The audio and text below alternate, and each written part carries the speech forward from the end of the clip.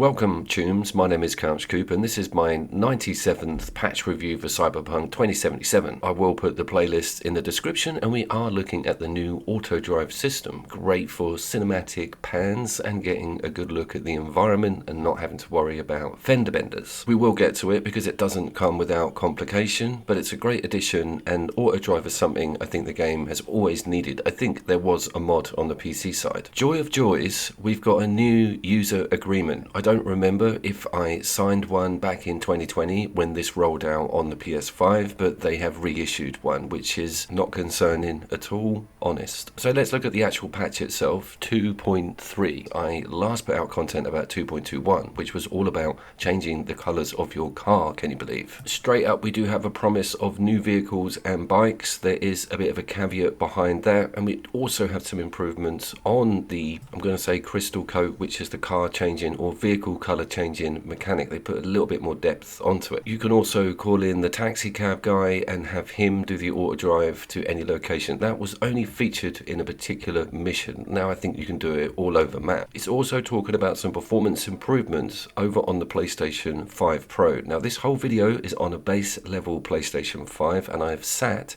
in the RT, i.e. the quality mode, for the entire capture.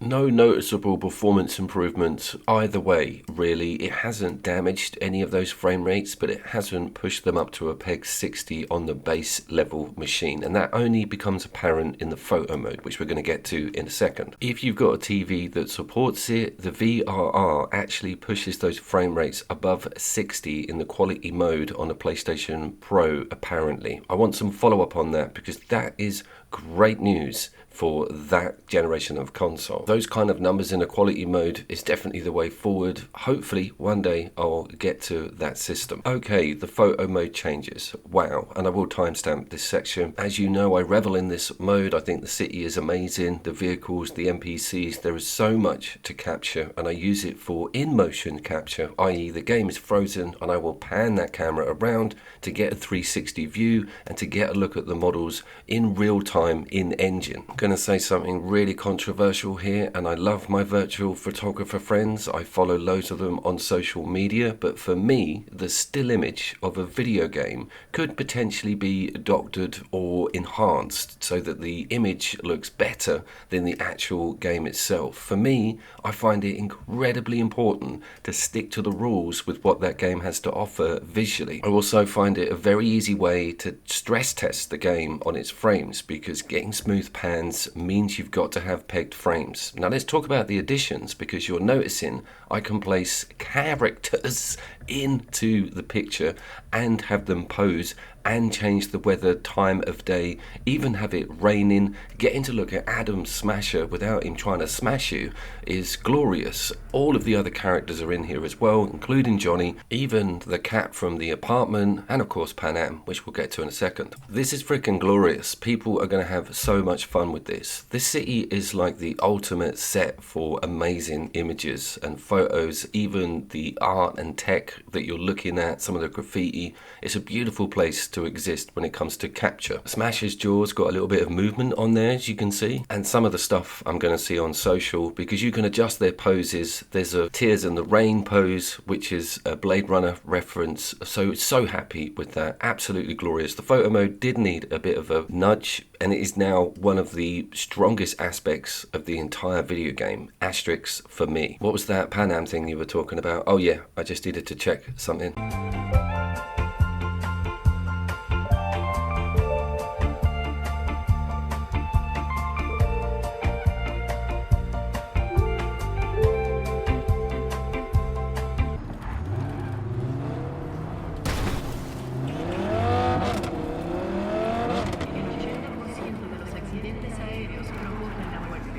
So we're going to get to the extra cars, the additional vehicles, that sort of area in a second, but something struck me, something's changed with the free motorcycles that would be in and around maybe a gang gathering or just sat parked up on the roadside. They seem to have been scrubbed completely from the open world layout. I've gone over to Pacifica to see if I can spot any stationary unattended or attended vehicles on the motorbike front, and there is 0. I also never noticed this, probably because I wasn't looking for it, but people riding motorcycles on the roads. I distinctly remember some of the gangs would chase you down, but it would always be in a car. I never actually got shot at from a moving attended motorcycle. I think what's happened here is they're using the bikes as an incentive to get money, do gigs, go and buy a cool vehicle, as opposed to just finding one willy-nilly on the roadside. Those days are over, unfortunately. Also be aware that certain paint jobs are tailored to certain vehicles. You can't just slap anything on everything. And also they cost money to procure off the cars in the first place. So you might be like, I've got loads of stuff to put on my vehicles. You won't be able to apply any of it because it's for the wrong car, or you don't own that vehicle.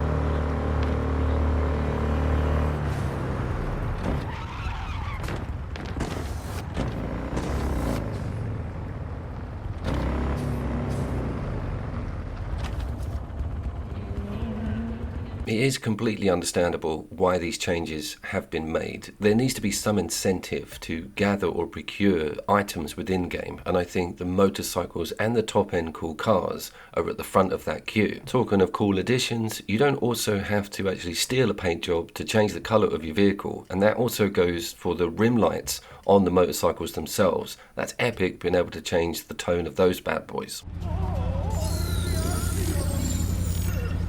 They have also, I think, slightly adjusted the engine noises of some of the cars, particularly this Matasanitsu. The gear changes, they sound like frickin' gunshots. It's pretty amazing.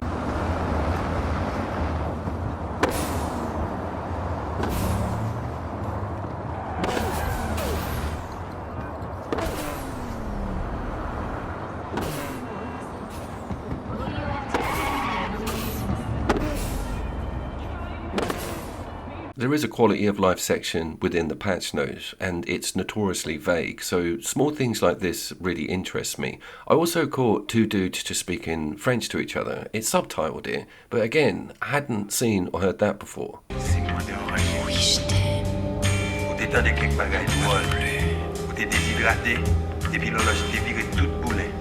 Have they snuck any vague improvements into the combat, into the actual detection or AI quality? There is a bit of confusion because some of the gangs will go for the police, but you are going for the gang, and then the police are going for you. Everyone's then going for the police, and then they kill the police and then go for you because you were fighting the gang in the first place. It's simple stuff. Get medieval on your ass.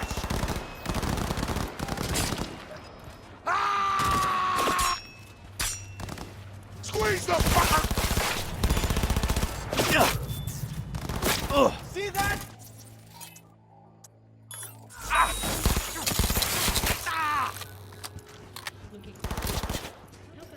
Guess where I'm aiming?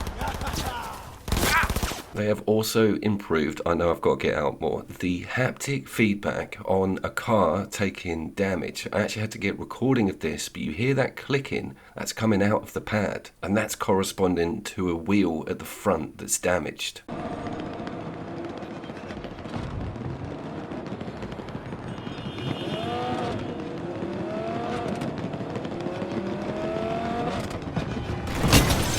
So confessions afoot here. That new bike, which I've probably put on the thumbnail to suck you all in, it is locked behind a gig, but it's not 1,000 miles away. I just need to get some reputation and some money together. I lost my PlayStation 4 Pro autosave and had to go through this game from the start on 9th gen. What I really want to do is get all of the decent vehicles in the game along with this new photo mode system and rank them, queue them all up so everybody gets a good look at everything. It is pretty cool that they've put a whole side quest behind opening up that vehicle, and the same goes for some of the top end variants of the standard cars as well. Everything costs about $90,000. But on the plus side of that, for the first time in the game's history, I feel genuinely incentivized to get some money and get some of these cool perks going.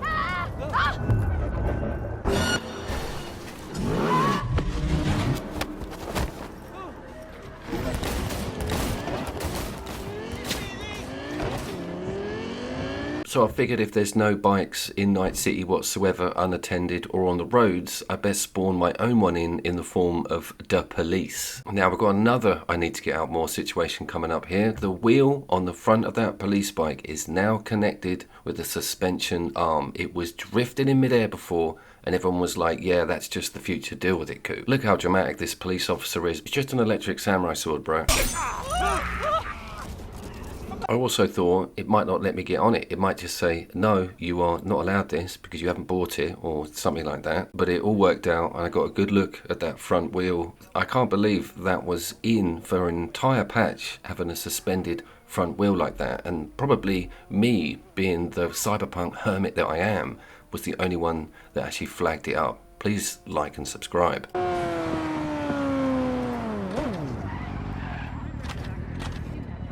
So just finally on that photo mode, there is only 3 slots to have guest people in. They can be positioned, it's a little bit janky, but loads of them have alternate outfits and a wealth of poses to choose from, including like suspended in the air sitting, so you could have them on top of the police car, you could have them semi-interact with each other, but on a sort of freeze frame basis. It's a time pit mucking around with this. Death Stranding 2 sort of advertised a similar system, but it's not as deep as Cyberpunk's new update, so that one is a double thumbs up from old Coop.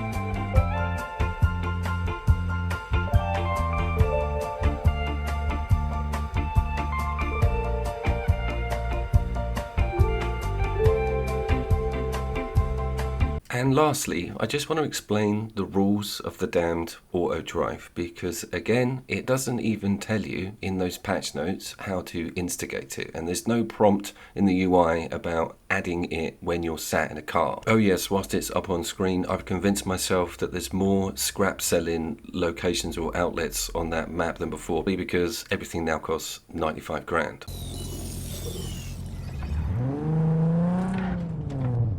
Okay, so auto drive. What you need to be doing is have a marker on map that isn't a blue lined marker. So you can't put it to a fast travel point. It has to be the white line to an actual location, be it a shop or some other terminal. You hold down L3 for like 5 seconds and you'll get the alert that says journey interrupted or something, blocked. So you have to whip into the map, change that waypoint, and then you're off. And I was actually extremely impressed with it. Freeing up, being able to look around in this game is a godsend, because it's difficult wrestling with that camera just driving normally. Now forgive me for this insane suggestion, this crazy idea I had whilst in auto drive. Wouldn't it be great if you could pull out your gun and fire at stuff whilst you're heading to a set destination, so you don't have to wrestle with the controls? You can fire out the back of the vehicle and have some genuine fun. Immediately cancels the auto drive as soon as you get your weapon out. So that's how to end it quickly. It is clearly just a scenic thing, there's nothing wrong with that, and it was really welcome as an addition with this patch. So my pitch is,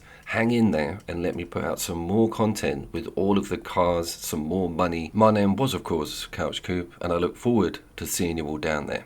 Back to Pan Am.